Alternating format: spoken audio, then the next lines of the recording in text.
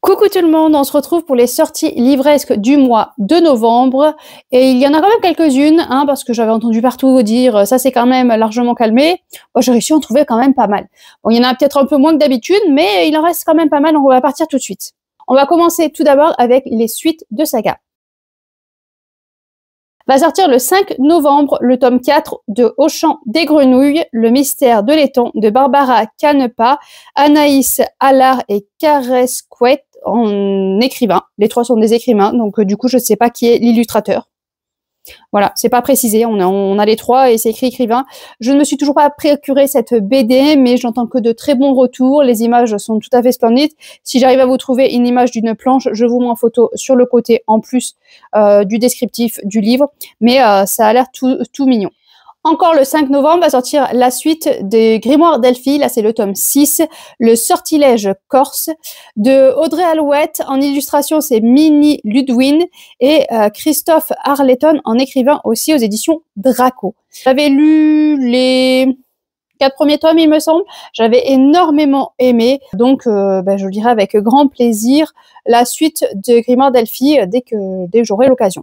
Donc ça reste de la BD jeunesse avec du voyage, de la famille, de la magie et des sorcières. J'ai noté le 13 novembre la sortie des Petits Vétérinaires, le tome 32, Jeu de piste de Laurie Hals Anderson aux éditions Pocket Jeunesse. Je le note pour les enfants, tout simplement, parce que je sais qu'ils aiment bien les histoires avec les animaux et les Petits Vétérinaires, c'est ils ont une série comme ça, je crois que c'est les Petits Vétérinaires le début, qu'ils aiment beaucoup, mais c'est vrai qu'il y a quand même des passages un petit peu durs. Mais ça montre la dure réalité des choses. Donc, je le note. Encore le 5 novembre va sortir Le Collège Maléfique, le tome 5, La fille du chaos de Cassandra O'Donnell.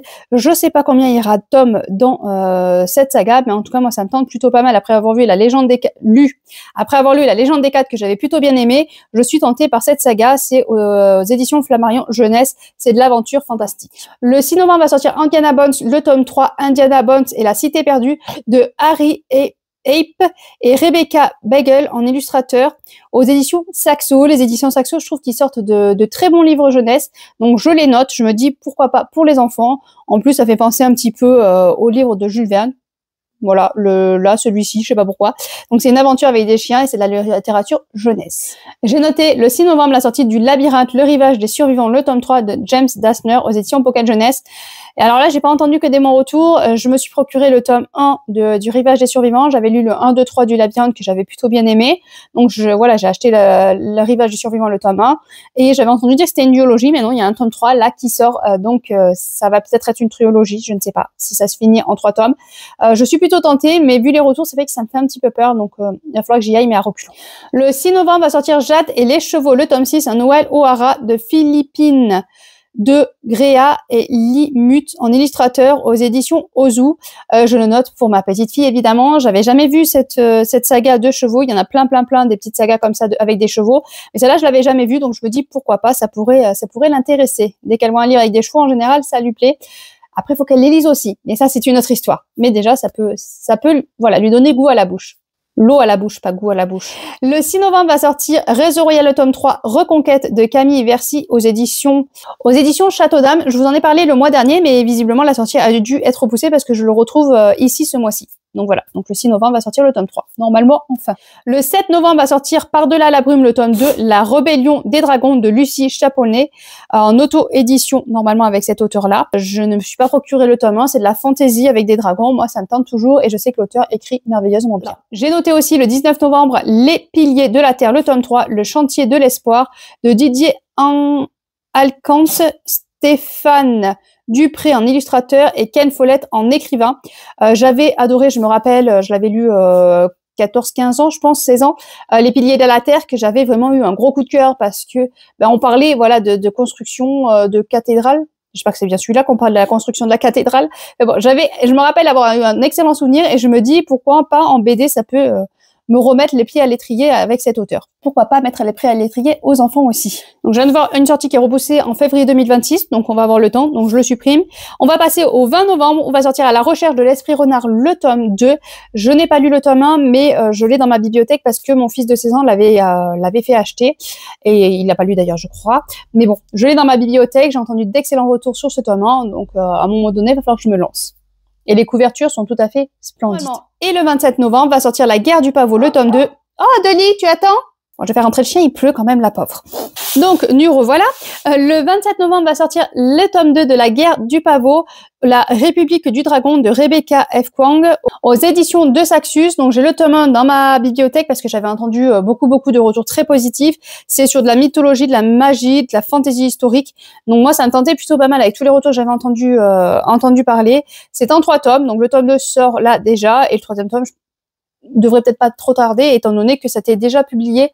Le tome 1 avait déjà été publié, et il y a eu un problème, je crois que c'était par rapport à la couverture, enfin, je sais plus exactement.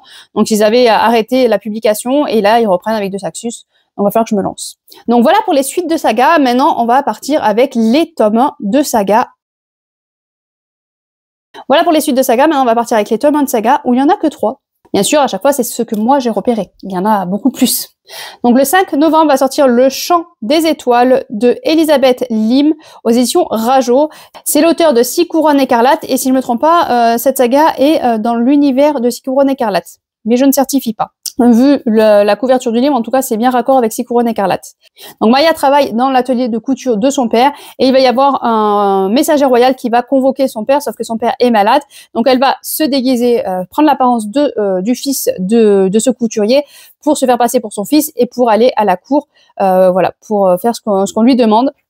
Donc, il y a seulement 12 tailleurs qui peuvent être listés pour le poste. Il va falloir qu'elle couse 3 robes pour la future mariée qui est, elle, réticente voilà, à ce mariage. Et il faut qu'elle le couse à partir de rires de soleil, de larmes de la lune et du sang des étoiles. Sa tâche complique encore lorsque Maya attire l'attention de l'enchanteur de la cour Eden, dont les yeux perçants semblent voir clair dans son déguisement. Voilà, donc elle va être démasquée par ce jeune homme. Je pense qu'il va peut-être y avoir une petite romance. Enfin, moi, ça me tente bien. Ça m'attire plutôt pas mal, cette histoire. Mais bon, elle se déguise en homme. Déjà moi, vous savez, avec moi. Ah là là, il me faut un rien pour m'attirer. Encore pour les enfants, on va sortir le 6 novembre Brave Path, le tome 1, Le Cœur d'Aluria aux éditions Saxo de L.M. Wilkinson et le dessinateur Lawanya Naidoo. Encore une fois, si je prononce mal, je m'excuse. Donc là, il y a bien des manières d'être brave. Fluette a grandi dans les histoires de Brave Path, la plus grande guerrière du monde des souris. Depuis, elle rêve d'être comme lui.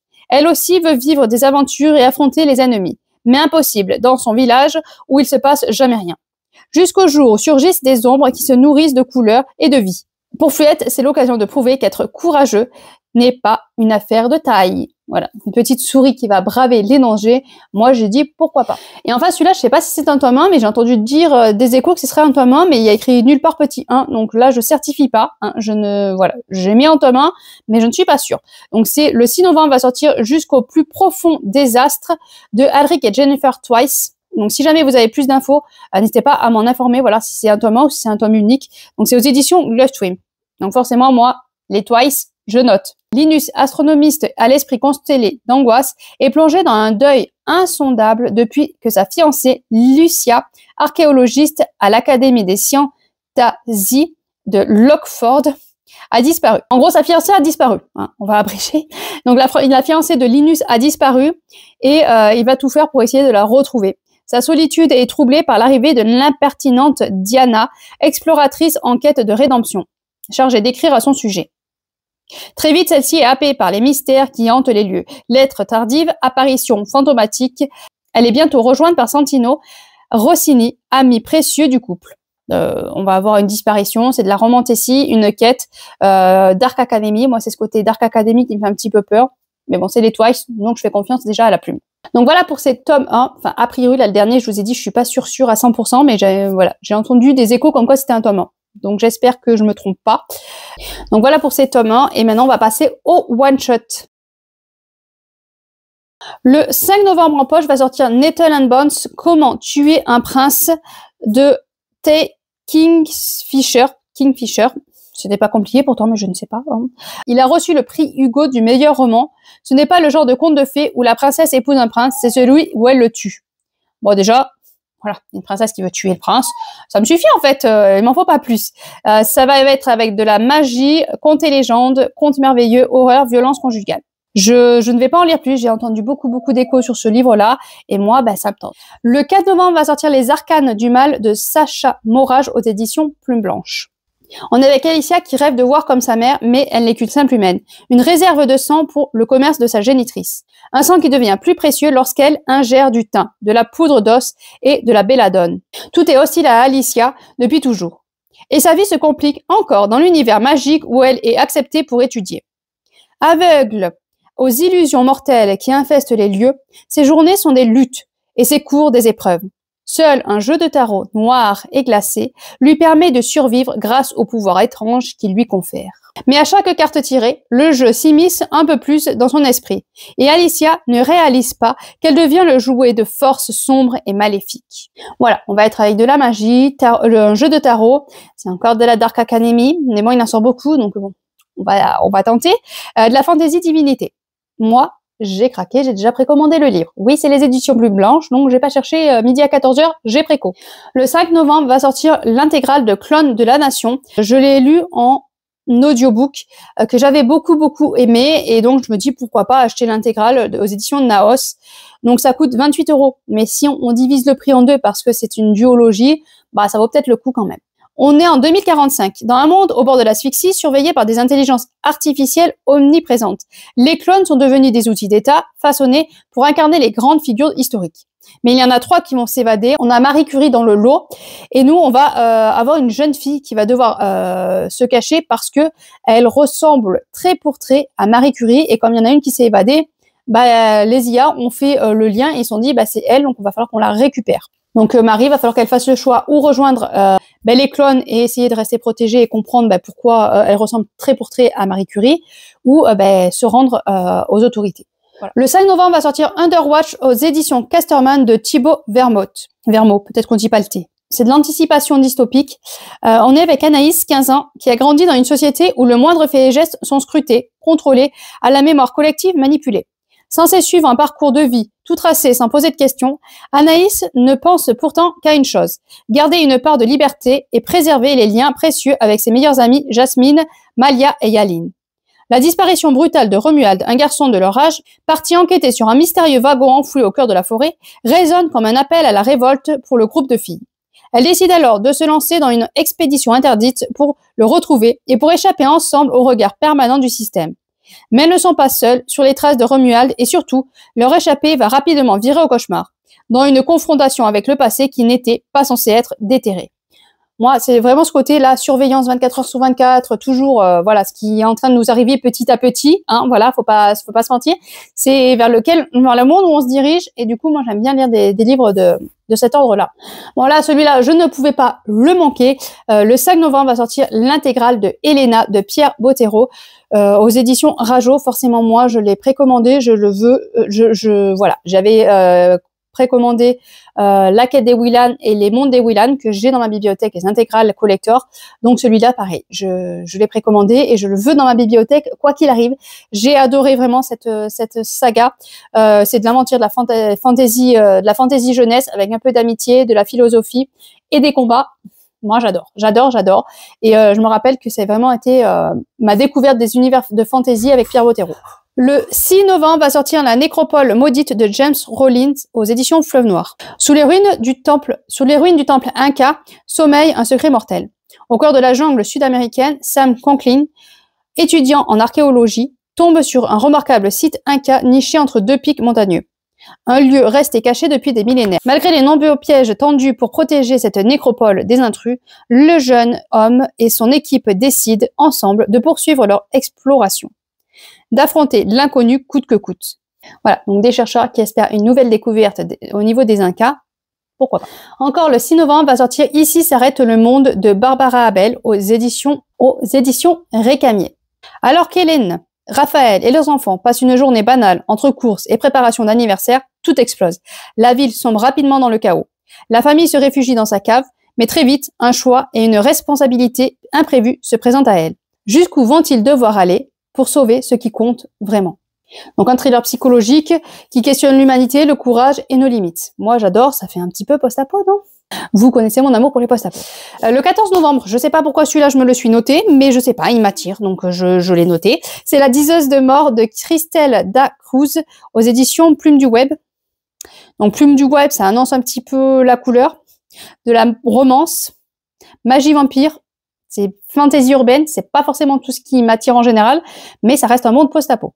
Et surtout, on est dans une France dévastée par la Troisième Guerre mondiale et l'apocalypse magique qui a suivi. Dionne règne sur le cimetière de Montmartre, dont elle est la gardienne.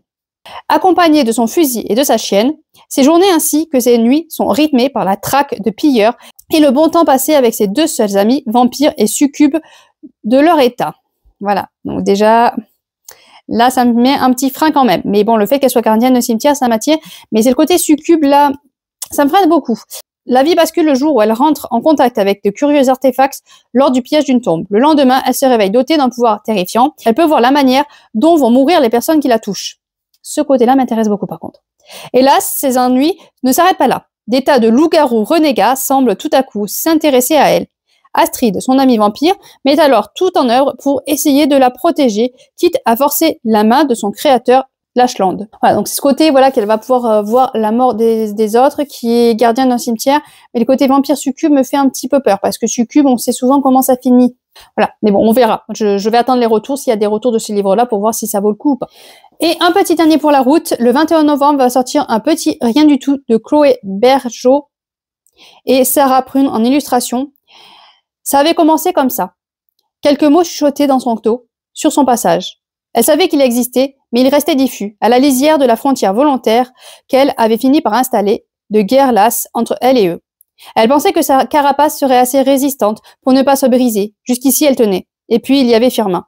Sa voix d'hypnotiseur qui lui disait que ça irait mieux demain. Ses messages qui parlaient de tout et de rien. Voilà, donc un livre jeune ado qui parle de harcèlement. Moi, je dis... ça peut être intéressant. Donc voilà pour les sorties livresques du mois de novembre. N'hésitez pas à me dire si vous avez repéré des livres, quels sont leurs titres. Sur ce, moi, je vous laisse. Je vous souhaite de bonnes lectures et à bientôt, bien sûr.